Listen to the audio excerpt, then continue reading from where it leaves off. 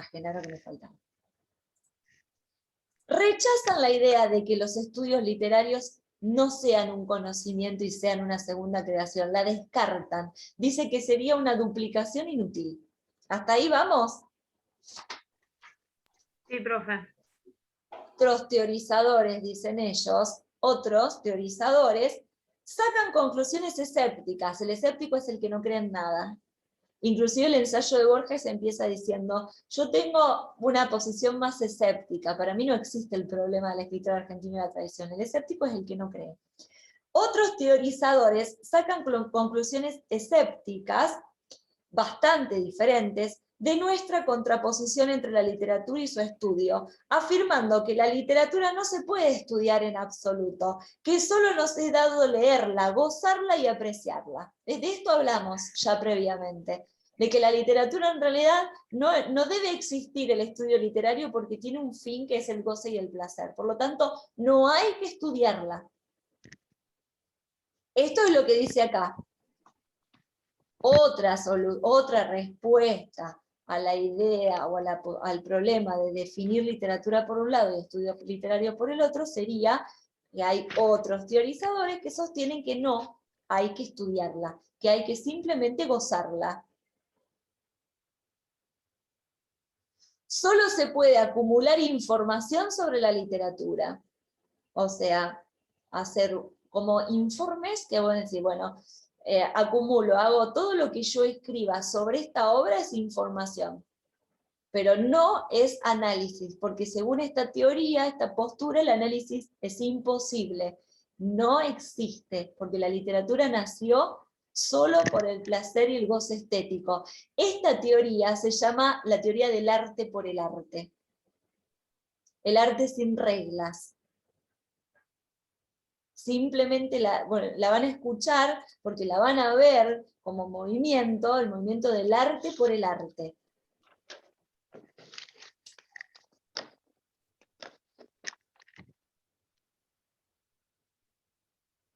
Esa, profe, la B sería el arte La por el B, arte. el arte por el arte. O sea, no es posible hacer un estudio o no existe el conocimiento sobre la literatura porque la literatura tiene un placer, una finalidad que tiene que ver con el goce y el placer. El texto dice, nos es dado solo leerla.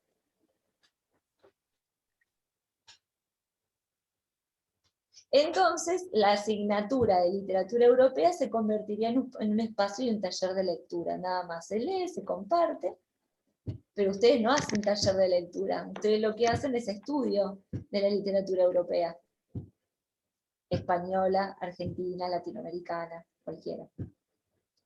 Bien, y acá se los puse en rojo porque acá hay una postura importante. El problema radica o se puntualiza en abordar intelectualmente el arte, y en particular el arte literario. ¿Cómo hacer tal cosa? ¿Cómo es posible hacerlo? Y acá está el punto central de la cuestión. Ellos sostienen que el problema principal para distinguir literatura de estudios literarios está en abordar el arte literario de manera intelectual, es decir, intelectualizar y sistematizar una forma de estudiar el arte. Sistematizar es generar un método de estudio. Ahora, ¿cómo sistematizar el estudio de la literatura? ¿Cómo hacer que ese estudio sea intelectual? Son las dos preguntas que están acá, son dos problemas.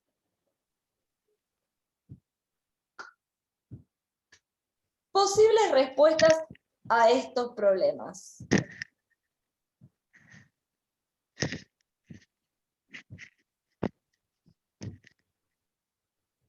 Ellos dicen posibles respuestas, acá, posibles respuestas. A, es posible intelectualizar el estudio del arte, sistematizarlo, utilizando el método de las ciencias naturales transportado a la literatura. El método de las ciencias naturales es la observación y la experimentación de la realidad, generando leyes universales. Entonces, el resultado de la teoría literaria sería una ley universal que se aplica a todas las obras de literatura. tomar un ejemplo en particular, voy a seguir hablando del túnel. Mi objeto de observación es el túnel, yo observo el túnel, genero un método de análisis en relación a esta novela, al túnel, lo sistematizo y después lo aplico a todas las novelas de todas las épocas y de todos los autores. Hago una ley, un método universal. Y estoy en el horno, porque es imposible universalizar algo tan disímil como es el arte, tan diferente. Las ciencias naturales, ¿qué pasa con las ciencias naturales? Las ciencias naturales reducen la realidad a una muestra de laboratorio. Después, Claro, eso comprueban científicamente. Exacto, muy bien. Las ciencias naturales hacen una comprobación y una observación científica. Recortan una parte de la realidad y la llevan a un laboratorio. En menor escala, como hacer un avioncito a escala, es exactamente igual al grande, pero en pequeño. Hacen un recorte en pequeño de la realidad, lo llevan a una situación de laboratorio y lo observan en una situación de laboratorio. Y después de la ley que hacen sobre ese recorte de la realidad, lo aplican a todas las demás situaciones en las que en las mismas condiciones y bajo el mismo número de lo que estén observando, suceden los mismos resultados. Sí, en las ciencias naturales eso es totalmente posible. En las ciencias sociales, si yo tomo a Viviana y la pongo en una observación, en situaciones, la pongo en un cuarto oscuro, la encierro, le tapo los ojos, le ato la mano y la torturo, Viviana va a reaccionar. Me fui para el lado de la literatura de los, se me borró el nombre, de Lamborghini. La torturo, Viviana va a reaccionar de una determinada manera, pero si yo, Aldana, la someto a la misma situación bajo los mismos métodos de tortura, no hay una posibilidad de decir que la manera en que reaccionó Viviana va a ser la misma que reacciona Aldana. Si yo a 100 personas le hago la misma tortura, tal vez tenga 100 reacciones diferentes. ¿Cómo genero entonces de una muestra una ley universal en lo que tiene que ver con reacciones humanas? Acá me fui a un ejemplo muy concreto. Es imposible. Entonces, lo que van a criticar estos autores es esto, refutación. Refutar es decir, es justamente contradecir con argumentos una postura particular. Esta transposición, es decir, pasar de la ciencia, del arte, de las ciencias sociales a las ciencias naturales, es una transposición. Si ustedes, por ejemplo, leen un libro y después ven la película, esa película es una transposición literaria, es decir, una obra de arte se replica en un género o en un tipo de arte diferente. Eso se llama transponer, y a eso se llama transposición, que no es lo mismo que traspolar, que es traspolar el sentido, que es cambiarlo, polarizarlo. Transposición significa pasar de una forma de arte a otra. O de una ciencia a otra ciencia. Esta transposición no ha colmado las esperanzas de todos, porque ha sucedido esto. En una muestra con una obra literaria, el método, el análisis de estudio no resultaba nunca ser uniformemente y aplicable a todas las obras. La mayoría de los promotores de esta irrupción científica en el terreno de los estudios literarios han fracasado y han acabado por no creer que sea posible. Esta es la refutación que ellos hacen. ¿Hasta acá cómo venimos? Bien. Bien. Y bueno, eso más o menos sería como agarrar a 100 personas, en vez de decir, bueno, en vez de torturarlas, que fue medio drástico el ejemplo. Sí, medio feo. Sería como agarrar, ponerle 100 personas, hacerle leer la misma obra y a ver cómo reaccionan. ¿Qué opinión van a dar? No vas a tener la misma opinión de las 100 personas. Exacto, ni es posible analizar con los mismos métodos una obra, por ejemplo. Hay obras en las que están cargadas de gran ironía, y hay obras en las que son 100% realistas. Entonces, los recursos que podés utilizar para una obra, o que podés observar en una obra, no van a ser los mismos que en otras. Claro, eso también, sí, sin tener en cuenta ya eso. Yo quise dar el ejemplo de las reacciones. para no ser tan cruel con la tortura. No, pero bueno, hay gente que siente placer y goce estético leyendo El niño proletario, las obras de Lamborghini y los poetas malditos, y yo no lo puedo abordar, no lo puedo leer directamente, me hace mal. Claro, y bueno, es lo mismo que decían, bueno, que el cine, que sí, ponerle las personas que disfrutan una película de terror, que vos la ves que están sufriendo mientras la miran, y vos decís, ¿cómo te puede gustar algo que después, que en el momento te hace sufrir? O por ejemplo, las de sangre, viste, que le cortan un brazo, y vos lo ves que en el momento le la pasan mal, pero después te dicen, no, me encanta, y uno lo puede entender, qué sé yo. Sí, porque tiene que ver en el lugar donde se genera el goce y el placer en cada uno de los objetivos y de la existencia del ser, ¿no? Pero claro. bueno, lo mismo pasa en literatura, porque a mí no me gusta el género realista, me encanta la ciencia ficción, me encanta el policial por el otro lado, que es muy parecido a lo realista, pero va por el lado de la utilización de los indicios y de los símbolos en la lectura, y no puedo de ninguna manera leer un poeta maldito. A ustedes seguramente van a atravesar por la lectura del Conde Lucanor, que empieza describiendo cómo descuartiza y araña y le arranca con las manos la carne a un bebé, y yo quedo con los ojos abiertos como diciendo, ay, ay. Y eso, y yo digo, ¿esto es arte? Sí, es una forma de arte, claro que sí, que es una forma de arte. Pero gracias por darnos ese dato, profe. Algunos van a leer ahí algo que les va a resultar la generación de los poetas malditos, que en Argentina, uno de los que va a mencionar Carlos Gamer, yo les dije, el escritor argentino y la tradición, va a hablar de lo perdurable en el Martín Fierro es la violencia, y va a hablar de la reescritura de la situación de violencia en un cuento que se llama El niño proletario, donde el mismo escritor, que es el autor, se pone como violador, y es uno de los niños que violan al niño proletario, y está la descripción de la violación, y es realmente fuerte, a mí me resulta de una lectura muy fuerte y difícil de llevar adelante. Y bueno, y hay gente que ahí encuentra un placer literario muy grande, que yo no podría. Por eso es muy difícil esta reacción en el arte y en las ciencias sociales, el estudio con el método de las ciencias naturales. En realidad,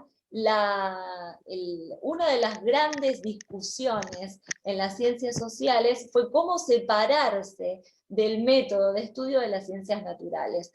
Las ciencias sociales durante mucho tiempo discutieron la separación o un método de estudio y de observación diferente al de las ciencias naturales, porque los objetos de estudio son diferentes y reaccionan diferente, y es casi imposible reducirlo a una situación de laboratorio. Pero esto no tiene que ver solo con la literatura y el arte, sino que tiene que ver con las ciencias sociales en general. Si ustedes alguna vez tienen la oportunidad de hacer algo relacionado con investigación en ciencias sociales, uno de los puntos centrales o los ejes centrales es la diferenciación entre el método de estudio de las ciencias naturales y los métodos de estudio de las ciencias sociales. Separados totalmente, para mí es lo más lógico, lo más lógico es que el método de las ciencias naturales es imposible de aplicar en la literatura. Para mí, ¿no? Ahora sí digo para mí, en relación a que justamente mi inclinación para la investigación, mi investigación en educación es investigación en ciencias sociales. Y lo que hacemos nosotros de observación de la realidad en ciencias sociales es muy diferente a lo que hace un físico en la observación de la realidad de un fenómeno físico que se da en determinadas condiciones. ¿Me explico? Sí, no hay nada, creo que más dispar que las ciencias sociales y las ciencias naturales. No, en realidad son objetos de estudio totalmente diferentes. Por lo tanto, si el objeto de estudio es diferente, el método tiene que ser diferente. Esa es la lógica. Claro, tienen métodos distintos. Exacto, porque tienen objetos de estudio distintos. Profe, Sí. referido a que antes decía de las preguntas en cuanto al ensayo, Sí. casualmente anoche hablando con Genaro, yo le Genaro está re decía, callado hoy. ¿Está? no, debe tener desconectado para que escuche bien. Ah, Yo ayer estábamos hablando en cuanto a todos los trabajos y todo, y yo le decía en forma personal cómo él, si yo sería una docente, le puse. Le digo, ponete en el lugar que yo soy una docente y yo te pregunto, ¿cómo involucras la literatura en tu vida diaria? Entonces, bueno, estábamos hablando de eso, que la literatura es un goce y todo, pero que hay literaturas, hay obras que a nosotros nos sirven a lo largo de la vida. sí, por Porque supuesto. siempre hay algo, hay un encanto, como recién se estaba hablando, de las policiales, de todo, siempre nos produce algo referido a algo que nos pasó en la vida. Dice. Por eso hay obras que nos identifican mucho. Y coincido, sí, y coincido. Y me parece que si van por ese lado de la pregunta, está muy bueno lo que pueden llegar a lograr. Claro, yo eso es lo que estoy buscando, de hacerme esa pregunta, el fin de la literatura en cuanto a la vida misma. Y creo que hay un extenso radio para investigar y ver. Muchos han hablado, muchos, si te sirve, muchos, hay muchas teorías y muchos artículos que hablan de la identificación de la literatura con la vida misma y el fin. Nosotros tenemos, está Aristóteles dentro del marco, el marco bibliográfico, y que les puede servir como marco teórico del fin de la literatura o del fin del arte como una catarsis, la liberación de los sentimientos y las emociones, y como una finalidad didáctica, que es la de la enseñanza y el aprendizaje. ¿Para qué? Para la escuela, no para la vida. Pueden ir por ese lado, y después hay muchos que hablan de la identificación de una escena o de la literatura con la vida. Sin ir más lejos, el artículo de Rulfo que les di, Rulfo dice que hay 3 temas básicos: el amor, la vida y la muerte. Y bueno, en la vida diaria nosotros tenemos el amor, la vida y la muerte, y después es cómo se desarrolla la vida, el amor y la presencia de la muerte en cada uno de nosotros. Pero si ustedes se ponen a pensar en el tratamiento de estos temas en la literatura, justamente es la vida misma. O algo muy interesante es observar cómo se ficcionaliza la vida misma dentro de una forma de arte que es la literatura. Y se los planteé como problema ya. Pero está muy bueno el planteo o el lugar por el que quieren ir. Está genial. Porque toca lo didáctico, que tiene que ver con la literatura, con la posibilidad de enseñar que tiene la literatura, aunque no sería el fin enseñar, no se hace literatura para enseñar, pero sí la literatura tiene fines didácticos, se usa para enseñar, y muchas veces usamos la literatura, y hay algo que presten atención: las editoriales de literatura juvenil, la que se ofrece como Mandioca, Tinta Fresca, para vender en las escuelas, tienen novelas juveniles, y las novelas juveniles tratan el bullying en la escuela, Mystery, una novela para niños para hablar sobre el bullying. Entonces la literatura se convierte ahí en una herramienta para enseñar valores. Que yo tal vez no coincidiría, no es una herramienta, pero bueno. Si ustedes observan muchos manuales, la literatura termina apareciendo más como una herramienta que como una forma de creación artística. Una herramienta que sirve para, en este caso, estas editoriales te venden la novelita para hablar sobre la amistad, para hablar sobre el bullying, para hablar sobre el valor de la verdad. O sea, que la novela se convierte en una herramienta para enseñar valores. No digo que no, que la literatura transmite un valor, porque transmite cómo el autor en un determinado momento de la historia mira el mundo, y eso es un valor. Pero lo que la literatura pueda llegar a enseñar, creo que es un valor agregado a la esencia artística de la obra de arte en sí. Está buenísimo lo que pensaron. ¿Alguien Bien. tiene alguna otra así que haya pensado? Yo pensé, no pensé en la pregunta, pero pensé más o menos en los temas para abordarlo. A ver. Me faltaría como formular la pregunta, pero pensé primeramente en abordar el tema de los géneros discursivos. No sé bien cuál sería mi problemática, tendría que abordar la pregunta. Después hice una pregunta que también me intrigaba mucho viendo más o menos el material que teníamos, que puse, ¿cuál es la diferencia entre lo literario teórico y lo crítico literario? Y está buena. No, me quedé ¿Te pensando en cuando vos decís literario teórico, ¿a qué te referirías? A ver si encaja con lo que yo pensé. A la crítica. ¿Qué diferencia habría entre literario, entre teoría y estudio? Entonces sería entre teoría literaria. Claro, o sea, sería literario teórico lo que se habla acerca de la literatura, los autores. Teoría literaria, o literario teórico, al Claro. revés, teoría literaria. Y la crítica que hacen los críticos sobre las obras. Y está bueno, también. Bueno, A este cuadro le estás agregando una columna más. Yo te lo llevo por arriba. Tenés literatura, estudios literarios o críticos y teoría literaria. claro.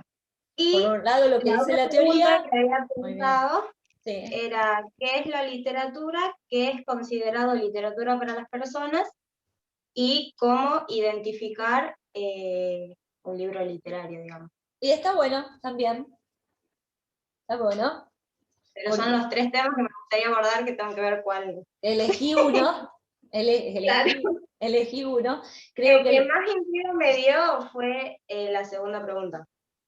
la diferencia Ahí entre... está más o menos viendo los títulos de los materiales que teníamos. Está bueno el último también porque te va a permitir relacionar géneros discursivos con cómo identificar un texto literario. Claro, aborda todo.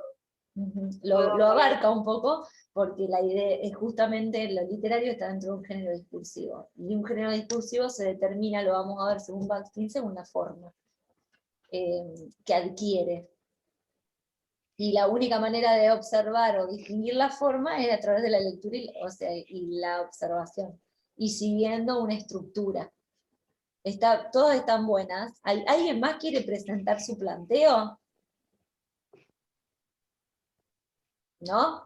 Bueno, antes de que se me termine el tiempo, así vamos, les digo, otra de las posibles respuestas es que la investigación literaria tiene sus métodos válidos, que no son los de las ciencias naturales, pero que sí son intelectuales. Y acá empezamos a adherir un poco. La investigación literaria, es decir, investigar, observar una obra en un contexto de producción, de recepción, con ciertas características, bajo ciertos movimientos, tiene sus métodos válidos, diferentes al de las ciencias naturales, lo que veníamos hablando. Pero que, o sea, si bien son diferentes, son intelectuales. Es decir, que hay una forma de pensamiento en ese método de análisis. Lo intelectual tiene que ver con el pensamiento. Y fíjense que acá no dice refutación como las dos anteriores, sino que dice justificación. ¿Cómo justifican esta posible respuesta? Existe una diferencia entre los métodos y los fines de las ciencias físico-naturales y de las humanidades. Los científicos tratan de establecer leyes generales, en tanto que los historiadores se esfuerzan por aprender el hecho único. Aprender no en el sentido de conocer, sino de tomar. Aprender de aprehensión, está ahí. Por eso está con H en el medio. Pero igual me falta una ¿No veniría con otra E, pero? Sí, ahí está. Ahí está. Aprehender sería. Los historiadores se esfuerzan por aprender el hecho único, el que no se repite. Y acá vamos con algo que es fundamental. La obra literaria es única e irrepetible. Entonces, como todo sujeto único e irrepetible, la obra literaria es única e irrepetible. Cuando lo que gobernó al arte durante muchísimos siglos fue justamente el carácter de unicidad de la obra de arte. Un pintor hacía su obra, su pintura, y era única e irrepetible. La había hecho y la había terminado a mano. ¿Qué pasa? Y esto es un hecho de reflexión filosófica y es muy interesante. Benjamin, hay un filósofo que es Benjamin, que va a estudiar la masificación del arte. ¿Qué pasa cuando aparece la fotografía? Entonces, la fotografía y la posibilidad de reproducir o hacer 100 copias de una misma foto. ¿En qué se transforma el arte? ¿O a dónde queda la unicidad, que es una característica fundamental del arte, y lo había sido durante toda la historia del arte? ¿A dónde queda? Fíjense el problema que se plantea este filósofo. ¿Qué pasa con la característica principal del arte de ser única como objeto de estudio cuando aparecen las herramientas tecnológicas para masificar el arte? Es decir, para generar muchas copias, cuando aparece la idea de copia. Cuando hay una máquina... el valor. Ahí está, tiene que ver con porque es como si yo lo pensé desde el lado, no sé por qué lo pensé así, pero justamente el lado de la pintura. Una pintura hecha por un pintor tiene un determinado valor porque es única. Ya si después esa pintura le saca una foto, le hace una copia, ya no es lo mismo. Y una obra literaria es lo mismo, es única. Tiene ese valor porque es eso. Exacto. Entonces, ¿a dónde radica el problema? En la idea de en el valor. La obra literaria vale por esa característica de ser única. Pero bueno, esto es un tema aparte, ¿no? El tema del valor del objeto artístico, pero todo objeto artístico tiene un valor, como todo objeto tiene un valor, una silla, una mesa, que son objetos que valen según la utilidad. Vos decís, me compré un sillón para la oficina, que yo lo necesitaba porque tiene las rueditas, apoya los brazos, se gira para acá, tengo 2 escritorios. Lo pagué X cantidad de dinero. Y alguien te pregunta, ¿lo vale? Sí, no sabes lo que lo necesito. Entonces, el valor radica en cuanto al objeto y a la necesidad de la persona sobre ese objeto. Eso en cuanto a los objetos de bienes de uso. Pero ¿qué pasa con los objetos artísticos? ¿Dónde radica el valor? Y uno de los grandes puntos donde se encastra esta idea de valor es en la obra original. La originalidad viene con la no copia. Una obra original es porque no es copia. Bueno, entonces la originalidad es lo que le da el valor agregado a una obra que no es copia. Y ahí empieza todo un planteo filosófico muy interesante en relación al avance tecnológico, la masificación del arte y la variabilidad que adquiere el valor de la obra de arte. Y voy a traer otro ejemplo. Es lo mismo que lo que es industrial y lo que es artesanal. Lo que es artesanal también tiene otro valor único porque justamente es único, está hecho con una calidad, con una dedicación, y es único. Vos hacés, no sé, una estatua en cerámica, y es única. En cambio, si vas y comprás toda una estatua que hacen así, que venden en la fábrica, no me sale, bueno, en un comercio, ponele, en un negocio, ya no es lo mismo, porque no está hecho por un artesano, está hecho por una máquina. Bueno, en marketing eso se empieza a llamar el valor agregado del producto, que tiene que ver con ese otro trabajo que tiene lo artesanal sobre lo industrial, y bueno, después el valor agregado que tiene la originalidad, lo único, que si bien vos podés tener un objeto industrializado, muchas copias, ¿qué es lo que lo hace único? Que le daría valor agregado a ese objeto. ¿Me explico? Que es interesantísimo, y es un tema también que estaría bueno para un ensayo que tiene que ver con acercarse a la noción de literatura desde la noción de valor del objeto artístico. pero bueno, se los dejo por si les interesa. Pero ellos hablan de esto, de que los historiadores en realidad hablan de un objeto único. La cuchara de San Martín, la cuchara como objeto, cuchara, utensilio, no tiene valor. Lo que le da valor es que fue de San Martín. ¿Y quién fue San Martín? El libertador de América. Entonces, como un objeto material adquiere un valor único en relación a algo simbólico. Bien, otra de las posibilidades, y con esto vamos terminando, me quedan 3 minutos para llegar al final por lo menos de este cuadro. Otra de las posibles respuestas, la tesis de la individualidad y de valores, que es lo que estábamos hablando antes de comprensión. Existe un problema real con que se ha de enfrentar el estudioso de la literatura. ¿Por qué estudiar a tal escritor? ¿Qué es lo que lo hace tan peculiar? Ese es el valor agregado, ¿no? Esta tesis se apoya en el argumento de que los intentos de hallar leyes generales en la literatura ha fracasado siempre. No cabe formular una ley general que satisfaga los imperativos de los estudios literarios. Cuanto más general sea, tanto más abstracta y más vacía parecerá. En ciencias naturales, cuanto más general, más importante. En cambio, en ciencias sociales, cuanto más general, más vaga, más difícil de aplicar, porque el valor lo tiene justamente ese símbolo que lo hace único e irrepetible. ¿Por qué estudiar a Shakespeare, por ejemplo? ¿Qué es lo que lo hace único? ¿Qué es lo que le da ese valor y esa presencia? ¿Qué es lo que lo hace perdurable? Refutación a esta idea. Ninguna obra de arte puede ser totalmente única, van a sostener ellos, porque entonces sería completamente incomprensible. 100% única. Hay algo que une, hay algo que hace que digan, esto es literatura, esto es literatura, esto es literatura, esto es literatura. ¿Qué será para ustedes? Para que no me sale la palabra, la intertextualidad. Va por otro lado. La literalidad, entonces. La literaturidad. Bueno, me faltó una estrofa, que sí, que puede ser. Si bien cada obra literaria es única e irrepetible como todo objeto de arte, comparten algo en común. En este caso, la materia con la que está constituida. La escultura sobre piedra. Podemos ver un montón de obras de arte sobre piedra y son únicas e irrepetibles, pero algo las tienen en común, la materia prima.